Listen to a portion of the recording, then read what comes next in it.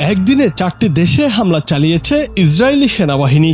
মঙ্গলবার কাতার ভিত্তিক সংবাদ মাধ্যম আল জাজিরা লাইভ প্রতিবেদনে বলা হয়েছে, সোমবার ফিলিস্তিনের স্বাধীনতাকামী সশস্ত্র গোষ্ঠী হামাস নিয়ন্ত্রিত গাজায় ব্যাপক হামলা চালিয়ে অন্তত 54 জনকে হত্যা করেছে ইসরায়েল। এছাড়া তারা একই দিনে ইয়েমেন, লেবানন এবং সিরিয়ায় বিমান হামলা চালিয়েছে। আল জাজিরা বলছে, ইয়েমেনের হোদাইদায় অন্তত 30টি যুদ্ধবিমান দিয়ে হামলা চালিয়েছে ইসরায়েলি বাহিনী। তবে এতে কি পরিমাণ ক্ষয়ক্ষতি বা হতাহতের ঘটনা ঘটেছে সেই সম্পর্কে বিস্তারিত কিছুই জানা যায়নি। এছাড়া লেবানন ও সিরিয়াতেও হামলা চালিয়েছে তারা। এর আগে রোববার গাজায় হামাসের বিরুদ্ধে সামরিক হামলা আরও বাড়ানোর পরিকল্পনা অনুমোদন করেছে ইসরায়েলের নিরাপত্তা বিষয়ক মন্ত্রিসভা। এই পরিকল্পনার মধ্যে গাজা পুরোপুরি দখল ও ভবিষ্যতে নিয়ন্ত্রণে রাখার মতো বিষয় রয়েছে বলে জানা যাচ্ছে।